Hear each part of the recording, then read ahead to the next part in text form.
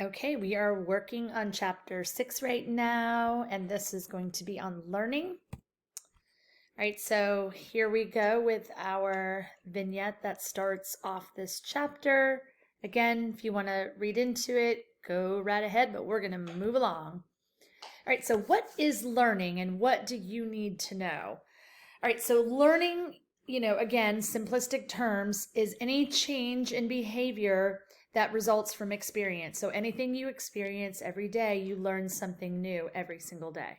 So that's it in a nutshell. Habituation, basic form of learning, evident when an organism does not respond as strongly or as often to an event following multiple exposures to it.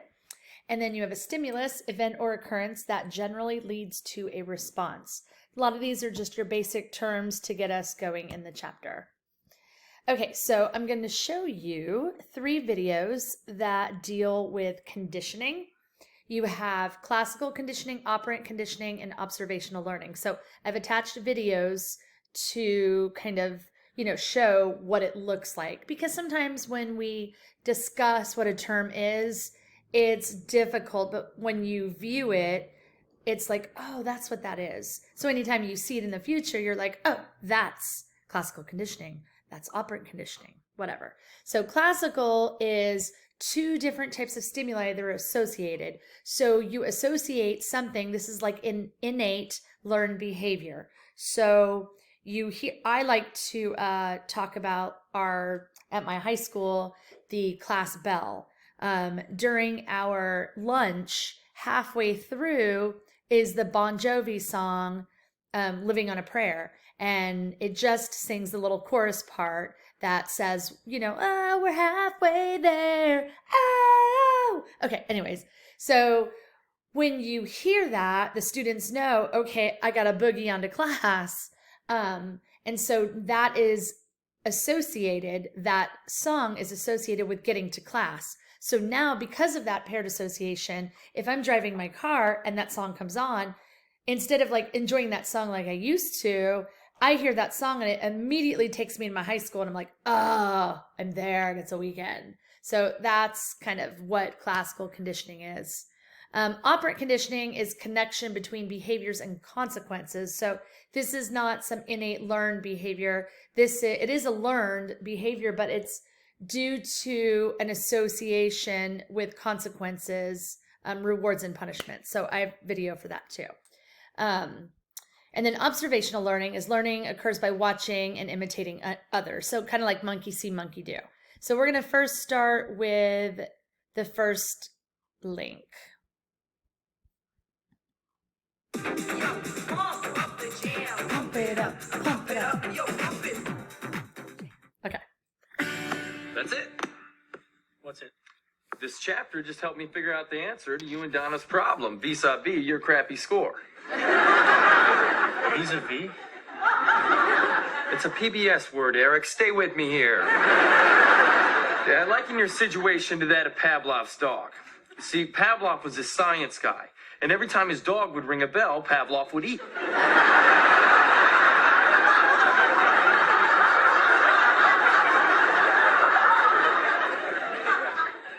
Are you sure it was the dog who rang the bell? Yeah, I mean, who else would it be? Pavlov? Well, that wouldn't be a trick, Eric. What man can't ring a bell? Anyway, every time that dog would ring that bell, old Pavlov would eat, and then he would drool. You just read that chapter 2 seconds ago. Do you want my help? No! You're lost.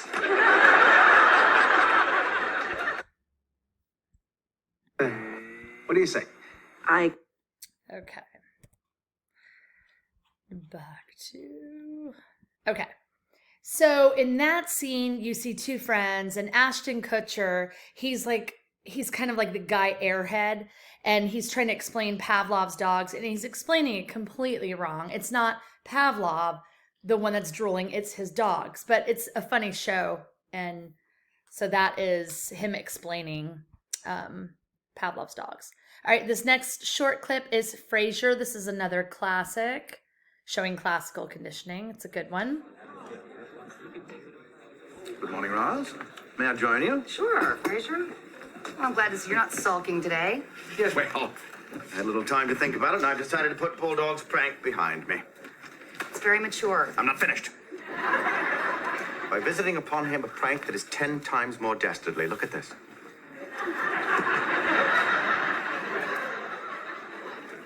Looks like a car with a balloon tied to it. Precisely. I will tie a red balloon to the antenna of Bulldog's car every time his precious Seahawks lose a game. Over time, the conditioned response will become ingrained in his psyche. Eventually, the mere sight of a red balloon will bring about in him an inexplicable sense of loss. Check and mate. Isn't that kind of out there? That's the point. Of course, I could resort to any of your basic pranks. Hand in warm water and whatnot. Believe me, I have an intimate knowledge of all of them. But what I'm looking for is something unmistakably me. A signature prank, if you will. Why don't you just... Oh, that ended soon. Should have been a little longer. Okay, and then I love this one. This is How I Met Your Mother. What was that? What was what? This guy and Barney just shared a look. Do you know him? They did it again. This whole thing stinks, I tells ya. Stinks. Lily, are you really suggesting that Barney spent 6 months commuting back and forth to Hoboken to learn a signature cooking style of a restaurant he doesn't even like, so he could win a bet he hadn't even made yet? Yeah, the whole thing stinks. No, it's not possible. Okay, I was the one who said, let's go to Shinjitsu. Bless you. How could Barney have...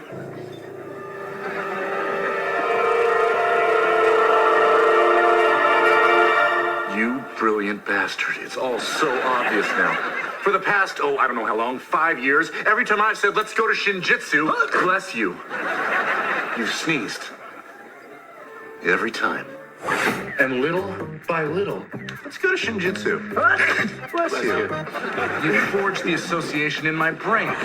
So what should we do for dinner? Let's go to Shinjitsu. Bless you. Until eventually, yes, I know I said that we'd be back Sunday, but guess what? We are back now. Now, what on earth would... Stop bouncing! What on earth would make you think that we'd be okay with this? Let's go to Shinjitsu. When you were sick for a week last year, I had Shinjitsu like 6 times. You had the knife skills. You had the trigger. All you needed then was to want something from me. And then one... They're just short clips of these. Okay, so it just gives you a little kind of look into what classical conditioning is. Okay, so Pavlov's dogs. As a physiologist, Pavlov set out to study digestion in dogs.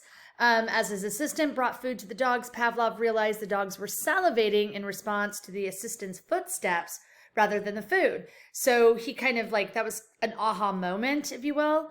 The dogs had been conditioned to link certain sights and sounds with eating. And so this was his kind of breakthrough into conditioning dogs by the ringing of a bell. So key terms for classical conditioning, you have neutral stimulus. This is a stimulus that does not cause any type of response. Classical conditioning is the learning process in which two stimuli become associated with each other when an original neutral stimulus is conditioned to elicit an involuntary response. And I'll show you what that looks like shortly. These are just another, but more terms that go along with classical conditioning. Unconditioned stimulus, that's automatically triggered when the involuntary response happens without any learning. The conditioned stimulus, again, unconditioned, now you have conditioned, the previously neutral stimulus that an organism learns to associate with an unconditioned stimulus. Then you have your unconditioned response, which is your reflexive involuntary response to an unconditioned stimulus. And then you have your conditioned response, and that's learned after the repetitions. All right, then you have acquisition. That's the initial learning phase in both classical and operant conditioning. So the dog salivating when he was doing this experiment is first called the unconditioned response to the meat. And then eventually that becomes the conditioned response as well. So the two terms go hand in hand.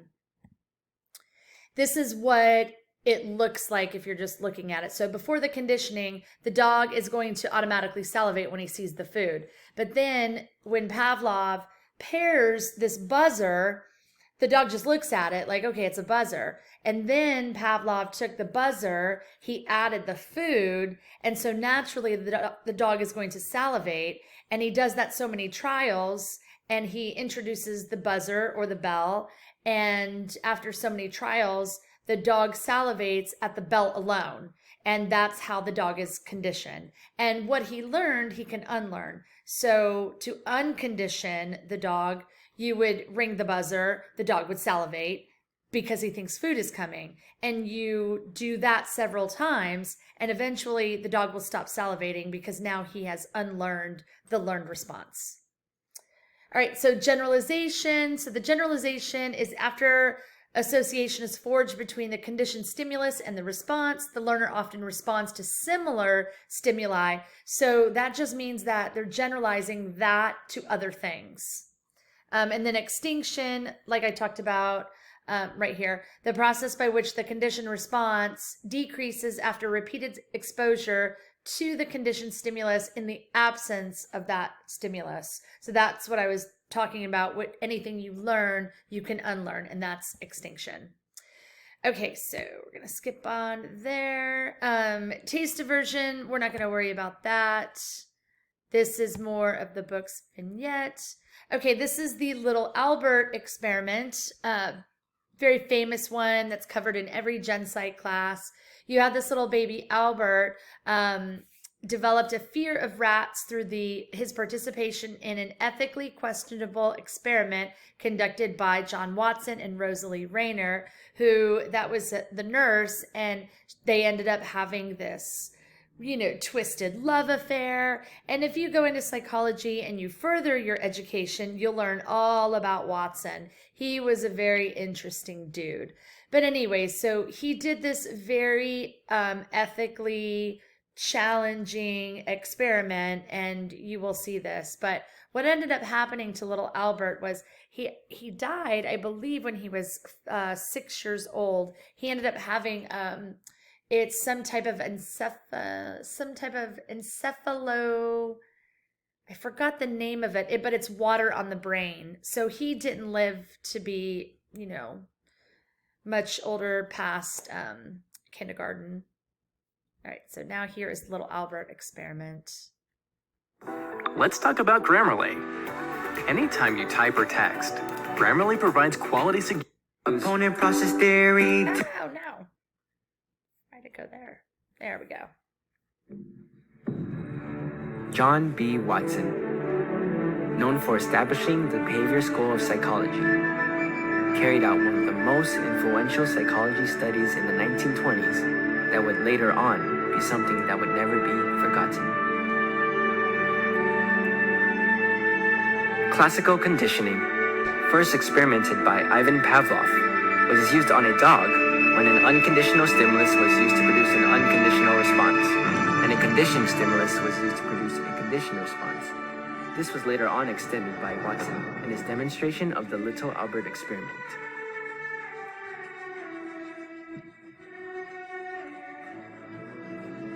In Watson's experiment, a little baby Albert was used to be conditioned. He was born to a woman who was a nurse in the Harriet Lane Home of Invalid Children. Although raised in a hospital environment, Albert developed normally and was very stable. Ivan Pavlov was indeed able to condition a dog. Could Watson now do the same thing in humans? Now to the actual experiment itself. First off, Watson presented little Albert objects that he was not afraid of. Objects that Albert initially liked. These included fire,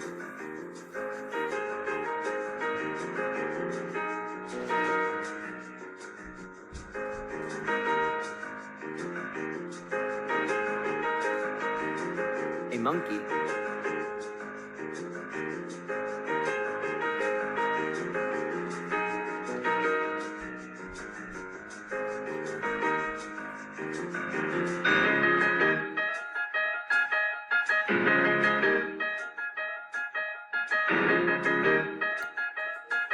dog,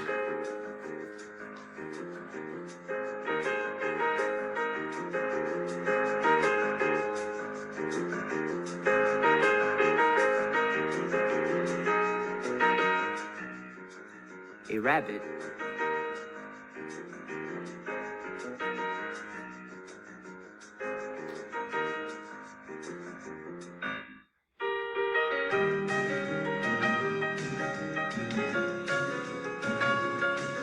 and finally, a white rat.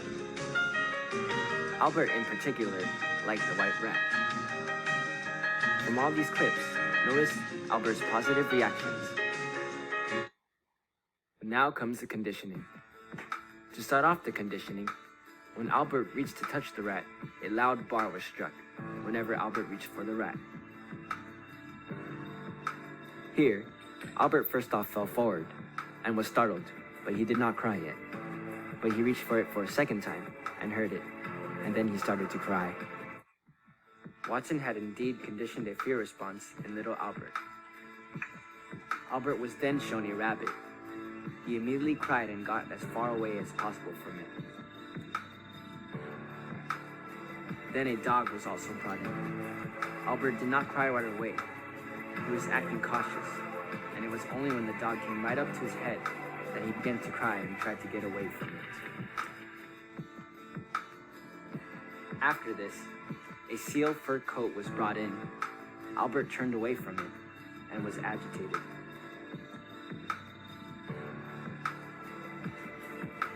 Then Watson used a Santa Claus mask, in which invoked an even more negative response by baby Albert. From the previous experience from the white rat, little Albert suddenly became afraid of familiar objects that had the same characteristics as the white rat. This phenomenon was known as generalization. Watson then wanted to test whether the reaction would carry over in a different setting. The previous tests were done in a small dark room, but now he was brought into a larger room. He was presented with the same objects but did not show strong symptoms of withdrawal until the objects were paired with a loud noise. Watson now wanted to see if fear could remain in Albert over a period of time, so Albert was brought home and returned in 1 month. When he returned, he was tested with the same objects and paired with the same loud noises. Albert indeed showed the same strong signs of withdrawal. Watson once again proved that he could condition fear into baby Albert. Watson concluded that phobias were most likely conditioned responses. The little Albert study is extremely important in psychology and other disciplines. It has inspired other important researchers of the past and continues to impact the direction of the psychological investigation today. And so very interesting study.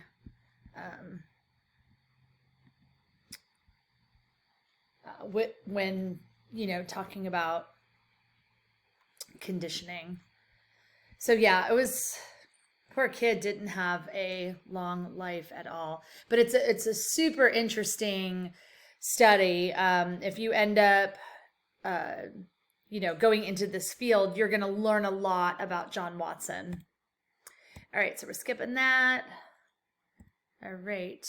So when we're looking at examples, you have looking at advertising, fears, fetishes, romance, pet behavior, startle reaction. These show you the neutral stimulus and the unconditioned stimulus, and then what the expected response should be. All right, so I'm going to skip over that. All right, now we move on to operant conditioning. So it involves learning that occurs when voluntary actions become associated with their consequence, whereas before, this is not a voluntary response. So how does operant conditioning differ from classical?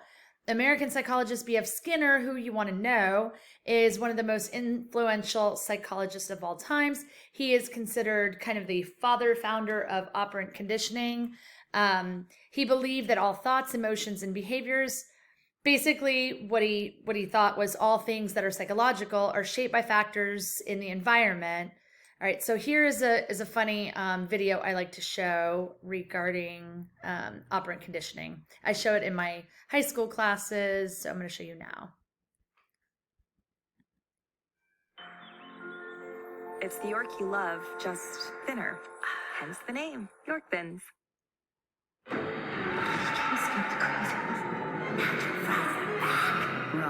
Two ads. Are you finished? Well, thank you. How thoughtful.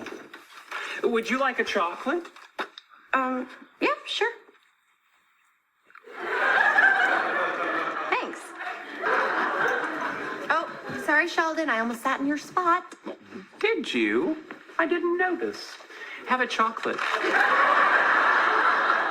Thank you.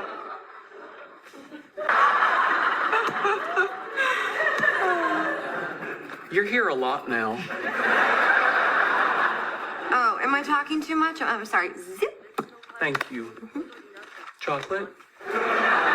Yes, please.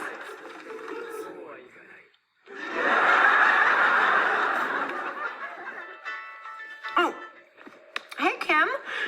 Yeah, you know what? Hold on. Let me take this in the hall.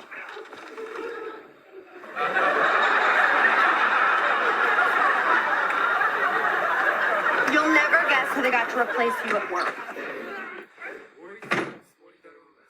Okay. I know what you're doing. Really? Yes. You're using chocolates as positive reinforcement for what you consider correct behavior. Very good. Chocolate?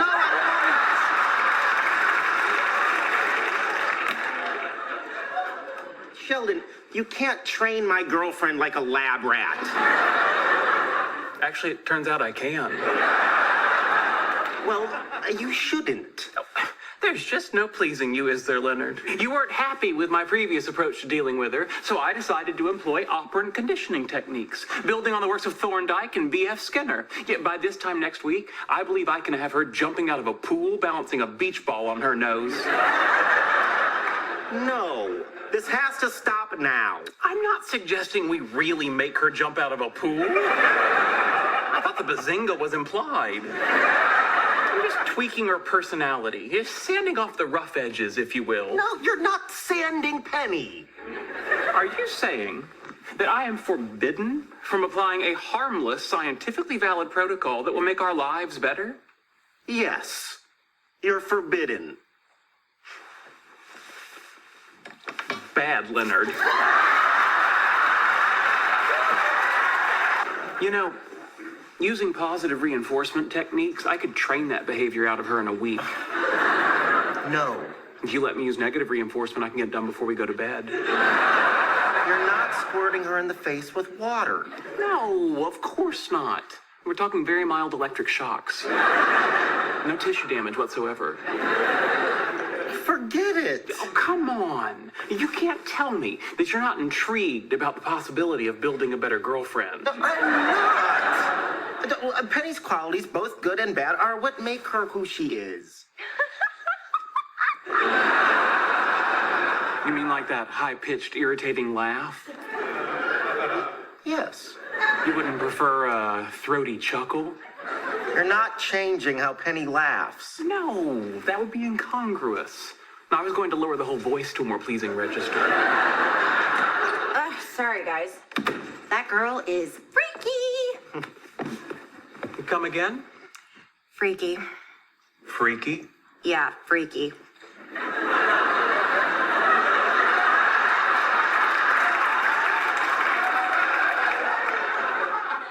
Have a chocolate. Thank you. Well, I'm going to make some warm milk and then turn in. I trust if you two are planning on engaging in amorous activities, you'll keep the decibel level to a minimum. Of course. Thank you. These are so good. Unbelievable. What? I was just thinking we should probably turn into... Well, my new bed got delivered. If you come over and put it together, you can stay at my place. Really? That's a lot of work, and it's kind of late. Yeah, but if we stay there, we won't have to be quiet. Let's go. Interesting. Sex works even better than chocolate to modify behavior. wonder if anyone else has stumbled onto that. It's always a funny one I love showing. Okay, moving on. All right. Thorndike, he's another big theorist who put a cat in a latch cage called a puzzle box and planted food outside the door. Initially, Thorndike's cats pawed around haphazardly until they managed to unlatch the door and then eat the food. As the trials wore on, the felines learned to free themselves more quickly. And this goes into the law of effect, but we're not gonna go over this one. But Thorndike is another big one. He's not, as big as B.F. Skinner, but he definitely deserves his recognition. All right, so I'm going to skip over that. All right, so we've got positive and negative reinforcement. Obviously, positive reinforcement is a process by which reinforcers are added or presented following a target behavior, increasing the likelihood of it occurring again. So this is a behavior that is a good thing that you want to happen over and over. And then your negative reinforcement is the removal of something unpleasant following a target behavior that increases the likelihood of it occurring again. So this is negative reinforcement is taking away that negative thing so that it increases some likelihood of occurring again. So if you are watching this and you hear what I am saying, if you can send me a message with an example of what negative reinforcement is, then I will give you extra credit. All right, moving on. Your primary reinforcers are your things that satisfy your biological needs. Those are things that that are essential: food, water, physical contact. And then your secondary reinforcers are, not anything that you need per se to survive, even though you do need money. But these are things that enhance all the, biological stuff. And those are things like money, good grades, stuff like that. All right. Skipping. Yeah, we can skip all this. All right. Okay, so now I'm going to go into reinforcement schedules, and these, I will let you know the things that I want you to know. So your continuous and partial, it's pretty much kind of a given. Continuous reinforcement is every behavior that is done is reinforced so that will keep continuing. And then you have your partial reinforcement, and those are the behaviors, they are reinforced intermittently. It's not necessarily something that happens continuously. And you can think of a bazillion different types of examples. Example like Uber drivers, and that in the sense of Uber drivers, sometimes you tip them, sometimes you don't. So they're partially reinforced by now getting tips where they used to not get those. One very simple example would be potty training. When you're potty training a child, the parent might give them, candy, Skittles, M&Ms when they've gone pee-pee or poo-poo in the potty, and you're like, yay, here's a M&M. And then the kid starts associating, every time I go on the potty, I get rewarded, to eventually it becomes a learned behavior, and then they just start doing it just because. So partial reinforcement just rewards it intermittently. All right, when we go back to the partial reinforcement schedules, we're going to look at fixed ratio, variable ratio, fixed interval, and then variable interval. So these you definitely need to know. These will be on your midterm. Your fixed ratio, subject must exhibit a preset number of desired responses or behaviors before a reinforcer is given, produces a high response rate, but with a characteristic dip immediately following the reinforcement. So if you're getting a fixed ratio reward, then the example that I give is if you buy 10 coffees, if you have a discount card, you get your 10th one free. or any type of like discount cards that you might have where, if they punch 5, you get the 6th one free. So that is fixed because every, after so many and it's the same time, you're going to get that one free or you're going to get a discount. Your variable ratio is not fixed. This is something producing a high response rate. And these are things, the variable ratio, are going to happen, predictably often. So you don't know when it's going to happen, but it's going to happen kind of erratically. An example would be playing a slot machine or, getting a scratch-off ticket. It is variable, so you don't know when it's going to happen, but there is so many times that it will happen. So it's on a set type of thing, but not a fixed, if that makes sense. And then your fixed interval, so it's fixed, but it runs on an interval. And the best way to remember that is Taco Tuesday. A lot of people have examples. Taco Tuesday, Wind Down Wednesday, Thirsty Thursday, or Wing Night. Wing Night would be one, which I think is on a Monday, most places. So you know that on Tuesdays, it's at Taco, at Tijuana Flats, they have their Taco Tuesday special. So that is on a fixed every Tuesday of that day of the week. And then your variable interval, that one is the one that's very unpredictably often. And that good example I give because of the society we are in today is checking social media. There is no set time. There's no set interval. It's, when you get up, when you go to bed, when you are switching classes, when you are not driving, when you are, I don't know what I just said, walking the dogs, when everything is just sporadic. There's no set time that really anybody checks any of their social media. So those are examples that you will see on your midterm. All right, skip-a-roo. All right, so punishment, the goals of punishment, when we're talking about that, is to decrease or stop the behavior. So believe it or not, there is positive punishment.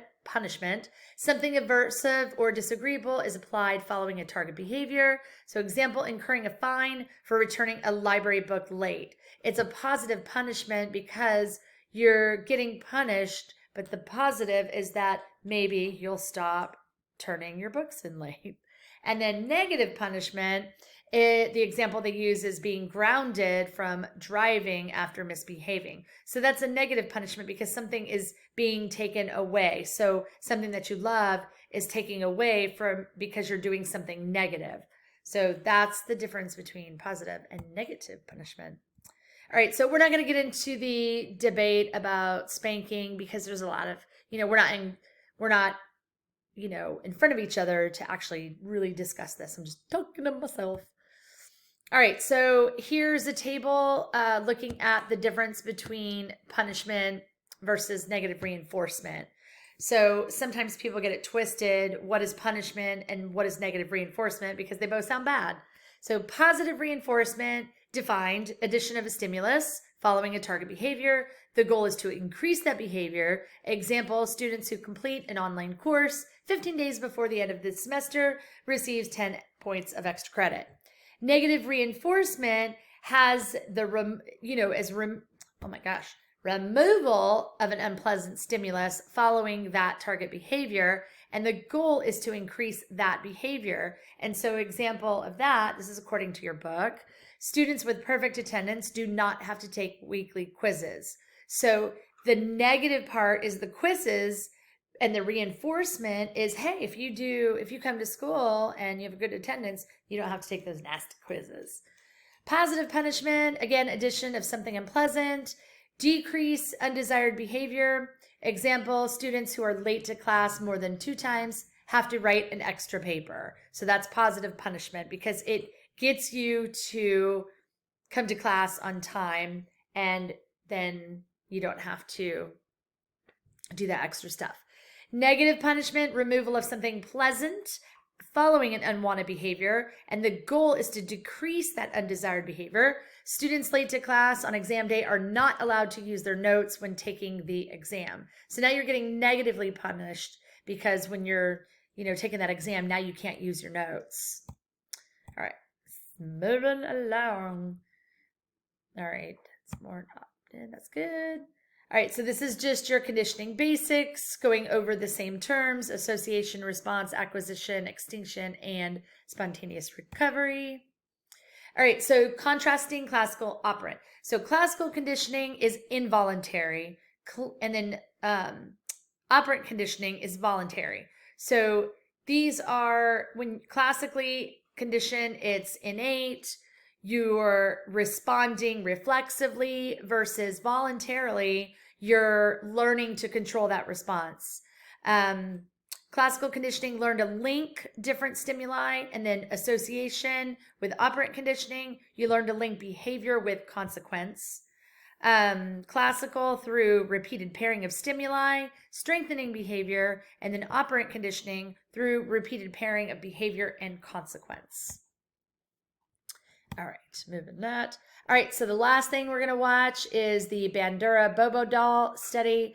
Actually, I will have you watch that, and I will pose a question about the Bandura study. So go ahead, and you will, actually, yeah, I will link this to you so you guys can watch it. So basically, Bandura is the guru for observational learning, and he did the study at Stanford University where he had 76 preschool children, and he divided them up 36 and 36 into, actually, this is incorrect. This should be 72, not 76. So it's 36 boys, 36 girls, and half are in the, they further break them down. Half are in the aggressive group and half are in the control non-aggressive group.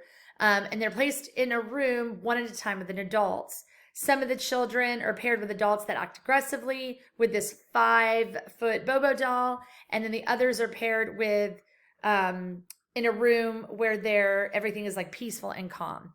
So at the end of the experiment, all the children were allowed to play with Bobo doll themselves.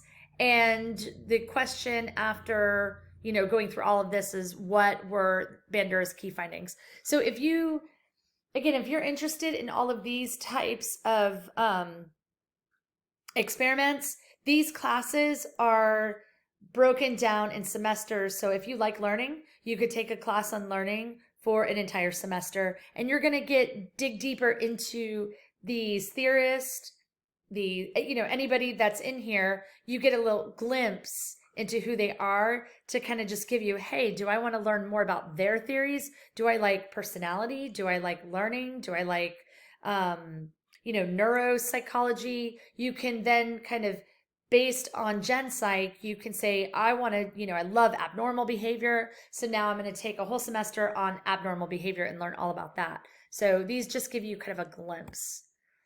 But these are the two most famous kids from the study, mimicking the behaviors that the teacher displayed. Okay, we can let go of that. This is back to that. Here, this goes back to the vignette, and that is the end of that. So maybe actually I will go back and just show you this. And then we'll leave off at that. So let's end our my presentation with this. Because it's 5 minutes. So you don't have to do it on your own.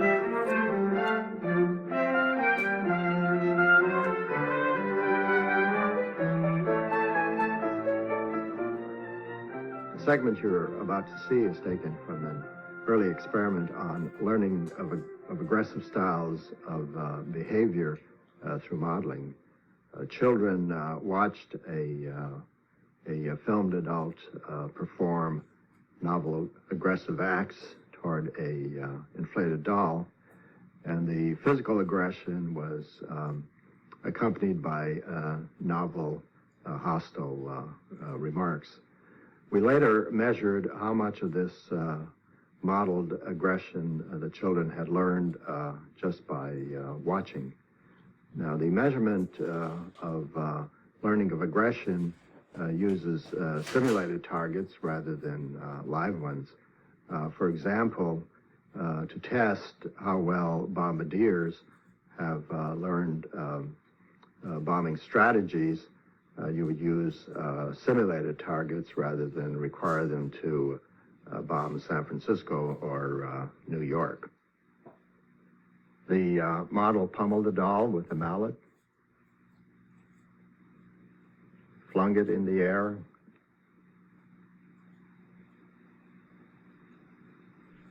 kicked it repeatedly,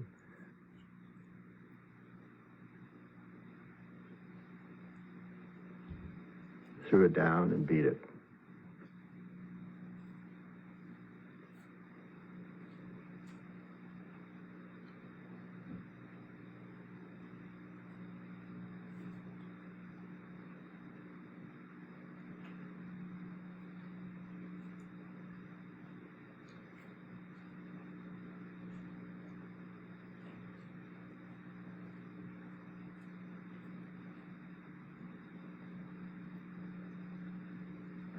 It was once widely believed that seeing others vent aggression would drain the viewer's aggressive drive.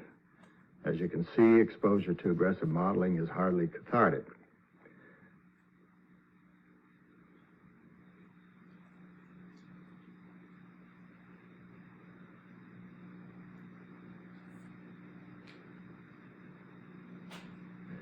Exposure to aggressive modeling increased attraction to guns, even though it was never modeled.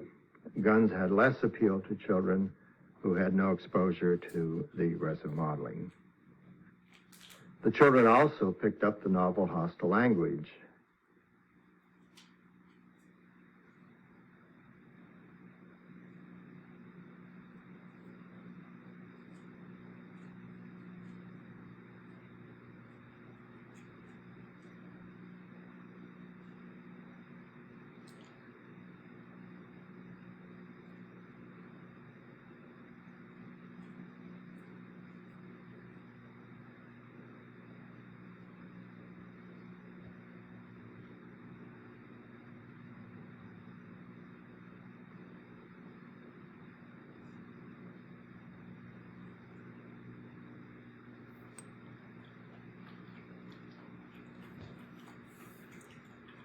Night, you are loud. The room contained varied play materials, and children could choose to play aggressively or non-aggressively. Marty.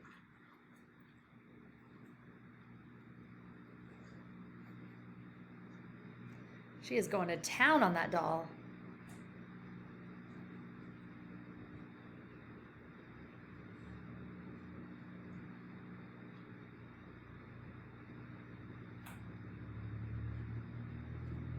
The children devised new ways of hitting the doll. Now, the object of interest was the novel aggressive acts, not punching the doll. Children in the control group who had no exposure to the aggressive modeling never exhibited the novel forms of aggression. And here's a She's taking a baby doll right there. A doll becomes a weapon of assault.